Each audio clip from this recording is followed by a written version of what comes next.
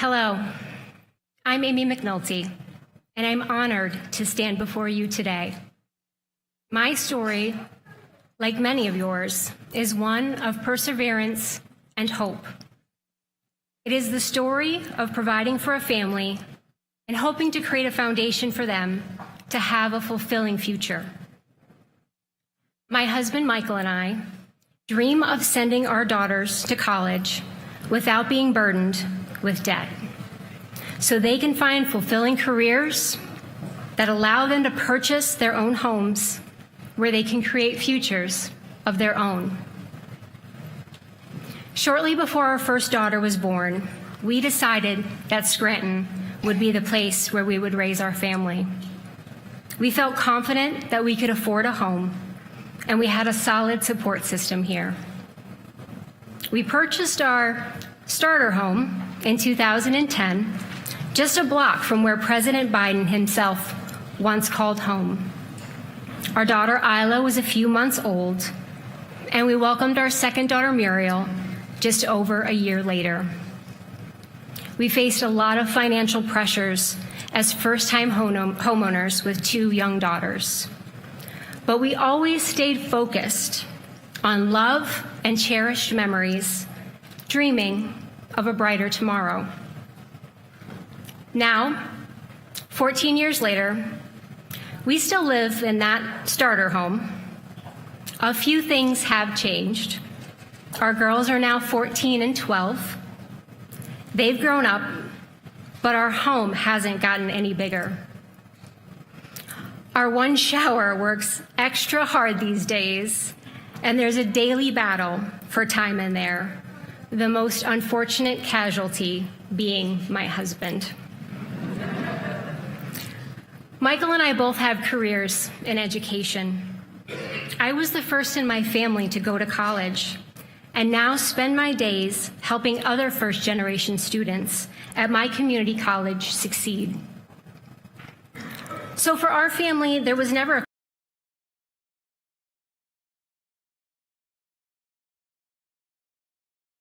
if we could afford it. As our girls get older, those financial pressures are still there. But thanks to President Biden's unwavering commitment to families like ours, for the first time in a long time, we are hopeful. When President Biden expanded the child tax credit, it put an extra $600 in our pocket every month. That meant a lot to us. Not only did it give us a little breathing room during the pandemic, it also let us glimpse a future where we could really start saving for our daughter's college education. Now we're thankful that President Biden is fighting to make that child tax credit permanent, so families like ours can keep saving and keep looking to the future. We're thankful that President Biden is fighting to make it easier for us to upgrade to a larger home that meets our needs. $10,000 easier, in fact, a game changer for families reaching for their first home or trading up from that first home as their family grows. And while other politicians push tax breaks for the super wealthy, who already have more than enough, we're thankful that President Biden is fighting to cut taxes for middle-income families like ours so we can have enough to make the dreams for our daughters a reality. Pretty nice to have a president who sees the view from Scranton. Yes, yes. He is fighting for us and knows what it's like to grow up where we are.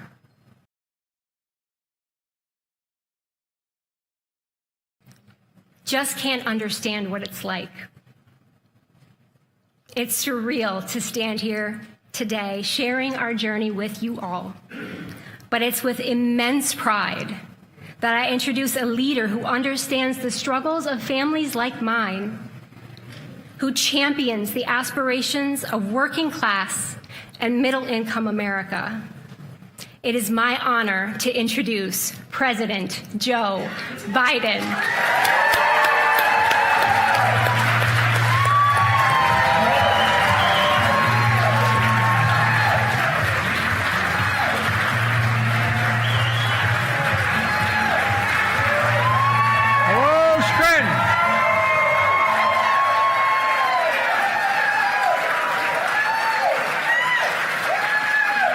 Thank you, thank you, thank you.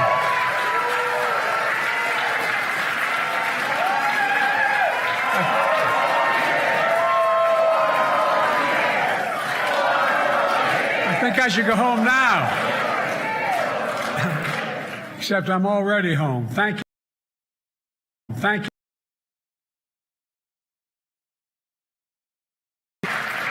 Take a seat if you have one. Amy, thank you for that introduction.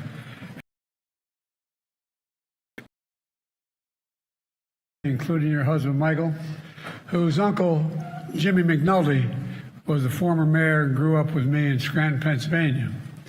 You know, thanks to the mayor, Paige, excuse me, I was going to talk about the old mayor, Paige Cognetti, for that welcome, and she's been incredible. She's been with me all along the way. It's always great to be with one of America's best governors, and I mean that sincerely, Josh Shapiro. He's the best.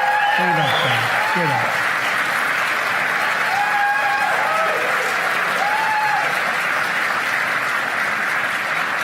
I think Josh and a lot of people are always tired of hearing me talk about Scranton, but you know, Scranton's a place that climbs into your heart, and it never leaves.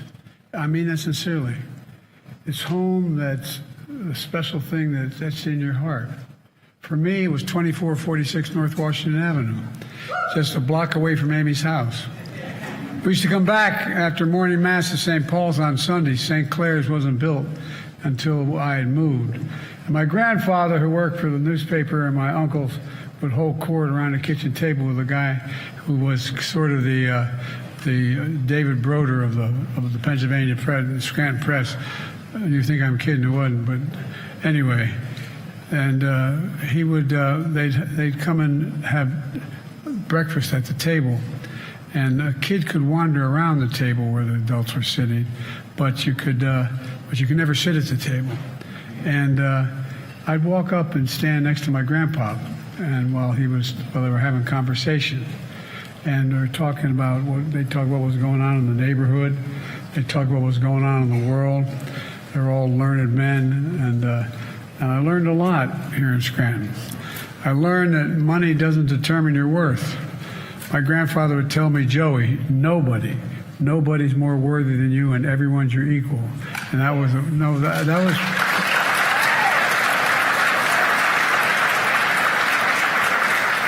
I learned that no one's looking for a handout. All anybody wants is a fair shot at making, and they deserve a fair shot. My dad had a saying. He said, Joey, a job's about a lot more than a paycheck. It's about your dignity. It's about respect. It's about being able to look. You know, people like Donald Trump learned very different lessons. He learned the best way to get rich.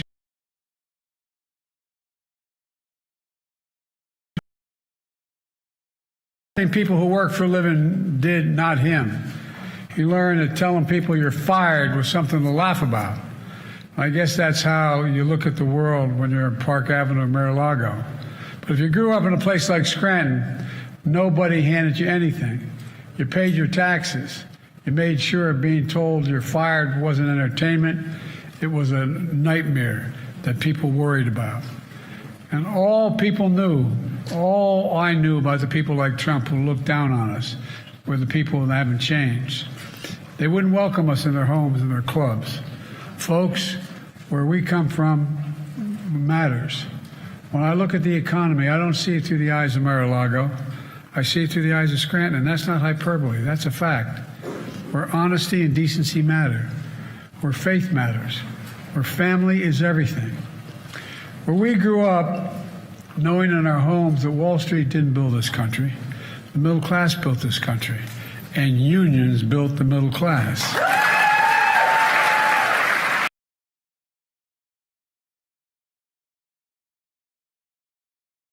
To build an economy is from the middle out and the bottom up, not the top down, because when you do that, the poor have a ladder up, the middle class does well, and the wealthy still do very well. We all do well. There's a stark contrast from my opponent.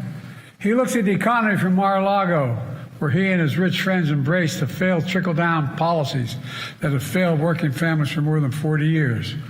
Scranton values are Mar-a-Lago values. These are the competing visions for our economy, and they raise questions of fundamental fairness at the heart of this campaign that I want to talk to you about a little bit today. Folks, does anybody really think the present tax code is fair? Raise your hand if you think it's fair. I'm not joking. Well, neither do I. I'm a capitalist. If you're able to go out and make $1 million, fine. That's okay. But just make sure you pay your fair share in taxes.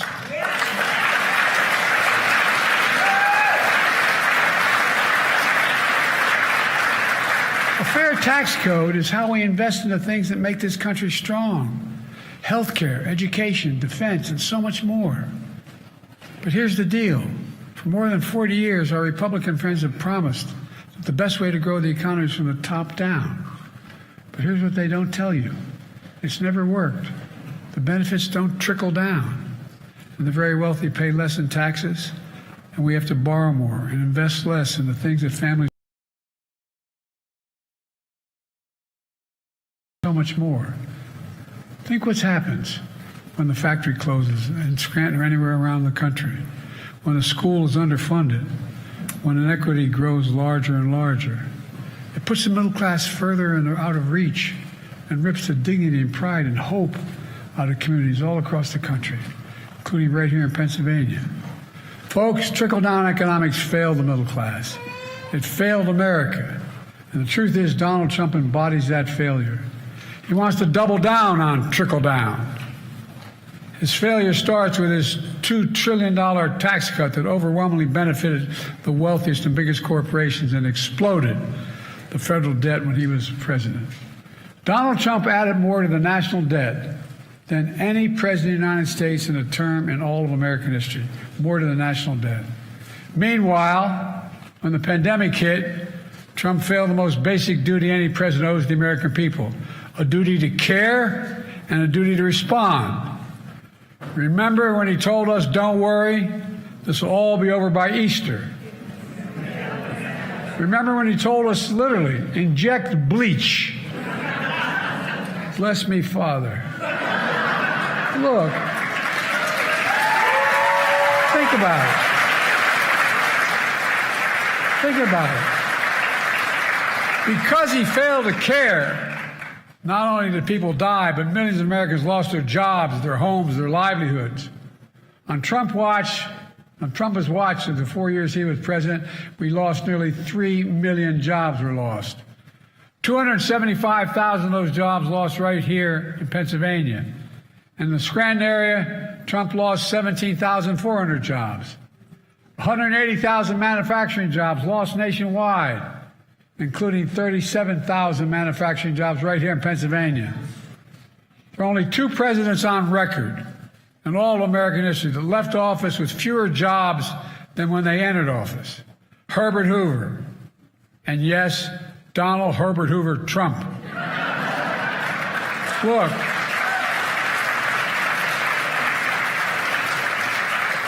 Trump's running again on the same failed trickle-down policies. Nothing's changed. Just a few months ago at a closed-door event in Mar-a-Lago, he told his millionaire and billionaire donors the following, this is a quote, "You're rich as hell, and we're going to give you tax cuts," end of quote. And then they all laughed about it. Not because they didn't think it would happen, because they knew it will happen if he's elected. How does that make me feel? How does it make you feel? How does it make the people I grew up with feel? I think it's outrageous. Trump wants to renew another round of billionaire tax breaks and corporate giveaways. And look, I come from the corporate state of the world, Delaware. I represented for 36 years. They're entitled to make a fair profit. It makes sense. There's more corporations incorporated in Delaware than every other state in the nation combined. But this is ridiculous what's going on now. You know, there are about 1,000 billionaires in America. Do you know what the average federal tax rate for a billionaire is today in America? For real. 8.3%. That's how much federal tax. No, I'm serious. Not a joke. Far less than the vast majority of Americans pay in federal taxes. No billionaire should pay a lower tax rate than a teacher, a nurse, a sanitation worker. I mean it.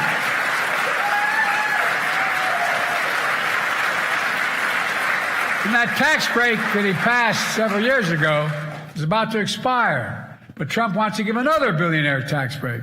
Listen to what he says. Trump says his MAGA friends want to, quote, terminate. I love his terminology. Terminate the Affordable Care Act. That would mean over 100 million Americans with pre-existing conditions who now have health care because of the Affordable Care Act would lose their coverage. 100 million. It means millions of young people who kicked off their parents' health care policies once they turn 26. The Affordable Care Act is paid for by a surtax on the very wealthy investment income.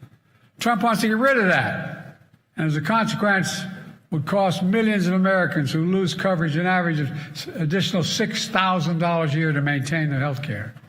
It would mean billionaires would get, as a consequence of not having to pay the tax anymore, another $3.5 million tax cut per billionaire. You heard me right. Billionaires would each get an additional tax cut every year of $3.5 million. That's 70 times what a typical family here in Scranton makes in 1 year. I have a better idea. As soon as I came to office, I expanded tax credits through the Affordable Care Act and saved millions of Americans another $800 per person per year on their health care premiums.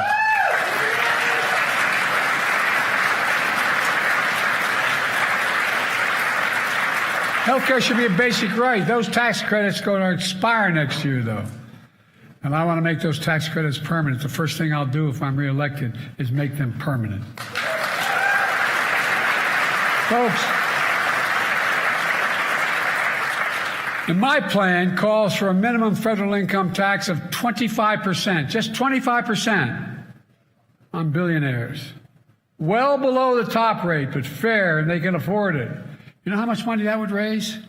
That would raise $500 billion over the next 10 years. $500 billion. You're dropping the bucket for them. They wouldn't have to sell one single bit of their assets. And imagine what we could do for America. Imagine a future with affordable child care, paid leave, home care, elder care, and more, like every major country in the world has. Of all this is not only good for families, it creates jobs. It generates growth. It generates income. It generates economic vitality. Because guess what? When you have child care and you don't have to go out and hire somebody, you can go to work. I asked the Treasury Department to do a study. What's the effect of this? The effect of what I'm talking about is to increase economic growth. We have the most successful economy in the world today. But folks, how does Trump pay for these billionaire tax cuts? Well, Trump recently said Social Security and Medicare, quote, here's his quote, there's a lot you can do in terms of cutting, end of quote. Well, right on cue, the MAGA Republicans in Congress released their budget, which hasn't gotten nearly enough attention. The budget they proposed for next year would raise the retirement age in Social Security and would slash Medicare. Think about that for a second. MAGA Republicans want billionaires to pay less in taxes, want seniors to work longer before they can retire on Social Security benefits, and they want to cut Medicare. I got a better idea.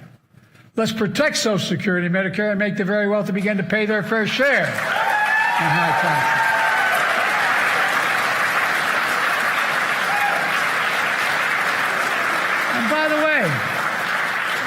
Whether you're a liberal, conservative, Democrat, Republican, independent, whatever you are, think about it. We're not asking much. Just asking for just basic fairness. You know, I've already been delivering real results in a fiscally responsible way. But I know not everyone's feeling it. Just the other day, a defeated-looking guy came up to me and asked if I could help. He was drowning in debt. I said, I'm sorry, Donald, but I can't help you.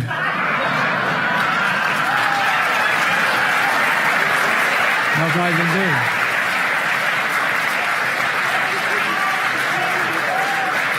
do. Look, on a serious note, since I came to office, I've already cut the federal deficit. You know, all the stuff they talk about what we've done, and I'm going to be self-serving a little bit. Every objective alternative points out we've had the most successful economy of any major economy in the world so far. A lot more to do. But guess what? During the whole time, I've been able to cut the federal deficit at the same exact time to over $1 trillion. $1 trillion. And I signed a bipartisan budget deal that will cut another $1 trillion over the next decade as well. And I know what to cut. I want to cut the federal deficit even more by making big corporations very well to begin to finally pay their fair share. We're not asking anything that's unusual. Under my plan, nobody earning less than $400,000 will pay an additional penny. I hope you're all able to make $400,000. I never did. But they're not going to pay an extra penny in federal taxes. That's a promise. Nobody. Not one penny. You know, I have to say, if Trump's stock in the Truth Social, his company, drops any lower, he might do better under my tax plan than his. Possible.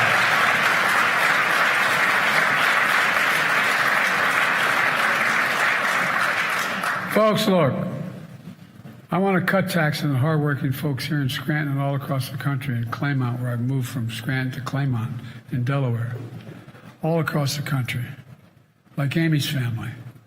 In fact, the child tax credit I extended during the pandemic put up to $300 per child in the pockets of around 40 million working families.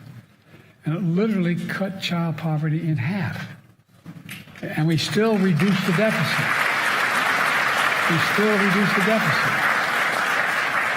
That included helping 1.4 million families, nearly 2.4 million children right here in Pennsylvania. Republicans refused to extend it, which raised taxes on working families. I want to restore the expanded child care tax credit, because no child should live in poverty in this country. No child.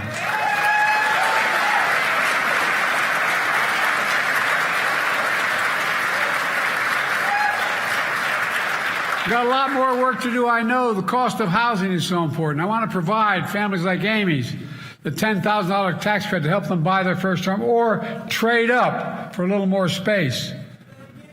Well, no, it's important. And by the way, it will grow the economy. When Trump was president in 2020, 55 of the largest corporations in America, the Fortune 500, made $40 billion in profit and paid zero in federal income taxes. Well, guess what? I came along and took care of the sin. Not anymore.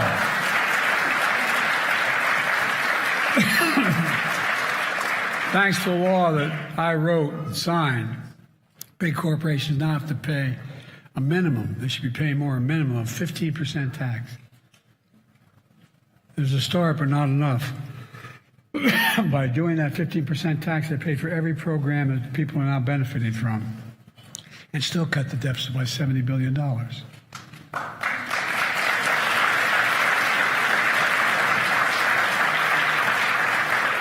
And by the way, that 15% is still less than working people pay in federal taxes.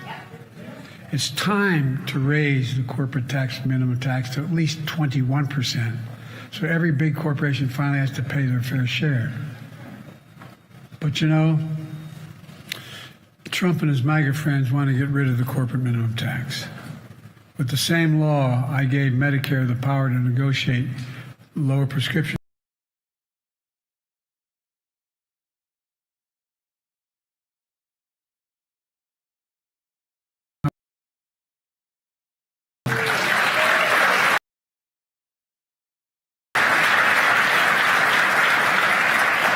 I've been working on taking on Big Pharma my whole career. But guess what?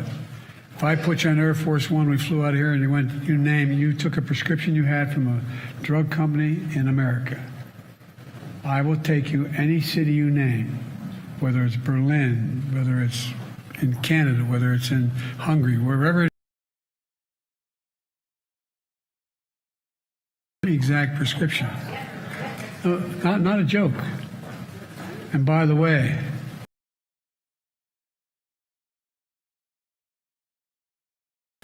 for example, seniors beginning in 2024, no matter how much their prescription drug costs are, they'll never have to pay more than $2,000 a year, no matter what. And by the way, companies will still make money. They'll still make a significant profit. Still make a significant profit. It helps reduce it. By the way, when we do this, it has a benefit, and that's already part of the law I passed. But guess what? Not only does it reduce the federal deficit, the help of the prescription holder, it reduces the federal debt.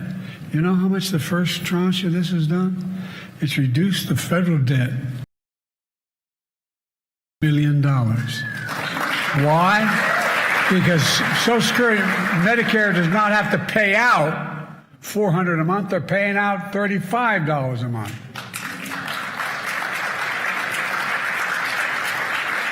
But Trump's committed, if he's reelected, gets elected again, he wants to get rid of the law and give Big Pharma the power to charge again whatever you want, which will also increase the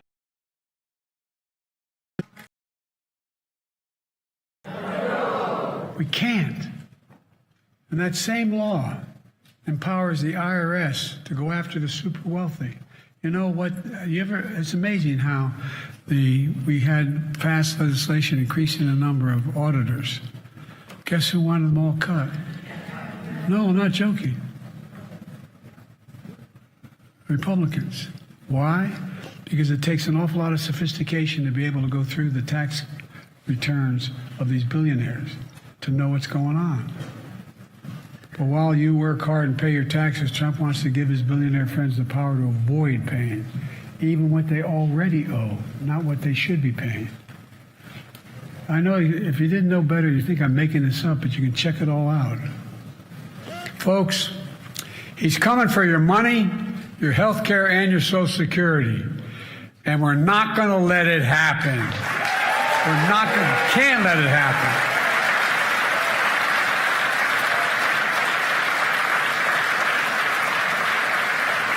Look, let me close with this. As you've observed, I can't hide it. Scranton fills me with enormous pride. My mom didn't live in Scranton permanently since 1954. I swear to God, whenever she was asked, no matter where we were, Mrs. Biden, where you live, where you from, she'd say, Scranton. Do you know anybody who's from Scranton that still doesn't brag about being from Scranton? Look, because I see here what I saw in Claymont, Delaware, where we moved. Used to be a big steel town with 4,000 workers, all gone now, although we're back with other growth. Claymont, Delaware, and what I see so many towns around America, a deep pride in your work, a deep pride in your family, a deep pride in your community, in your country. I've always thought the World War II monument downtown by City Hall says so much about Scranton. My Uncle Ambrose Finnegan, Bosie Finnegan from North Washington, he served and died in World War II. Right after D-Day on Sunday, all four of my mother's brothers signed up to go fight in the military. In those days, you could do it. Brothers could go off to war together. Fathers and brothers could do the same. In that war, and everybody called him Bosie Finnegan. Bosie was a hell of an athlete, but Bosie joined the Army Air Corps before there was an Air Force. And his name is etched. Scranton, I grew up understanding we have many obligations as a country, but we only have, and I got in trouble for saying, sacred obligation.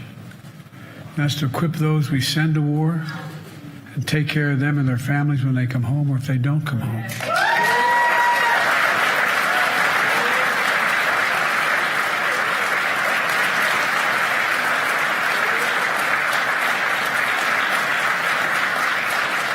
I don't want to lose my temper in this, but I think about the statue in town now that I'm Commander-in-Chief.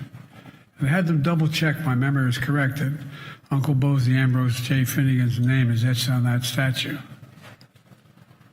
And I have to say, there are a lot of things that Donald Trump has said and done that I find extremely offensive. The one that offends me the most is when he refused as president to visit an American cemetery outside of Paris when he was president. Why? He said that those soldiers who gave their lives were, quote, was his quote, suckers and losers. Suckers and losers, he said it. Who the hell does he think he is? Who does he think he is? These are heroes. These soldiers are heroes. Just as every American has served this nation. Believing otherwise, that alone is disqualifying for someone to seek this office. Thank God I wasn't standing next to him. As I've said, Donald Trump looks at the world differently than you and me. He wakes up in the morning in Mar-a-Lago thinking about himself, how he can help his billionaire friends gain power and control and force their extreme agenda on the rest of us. Listen to what he says. He says, quote, I'll be dictator on day one. Quote, I am your retribution. He promises, quote, a bloodbath if he loses. This guy denies January 6th. Listen to what he says, because you know he means it. I wake every morning thinking about how to make life better like you do for working and middle-class families here in Scranton and all across. And we, the people. Maybe that's why millions of everyday folks are empowering our campaign. So far, 150,000 brand new this time around. And they're new contributors. But guess what? 97% of these contributions were under $200. It matters. You matter. My grandfather would tell me when I walked out the door in North Washington Avenue in Scranton. He yelled, Joey, keep the faith, when I was a kid. My grandmother would yell, no, Joey, spread it. Spread it. Let's keep the faith. Let's spread it. Let's remember who we are. We are the United States of America. There is nothing beyond our capacity if when we act together. God bless you all, and may God protect our troops. Thank you, thank you, thank you. Thank you. Thank you, folks.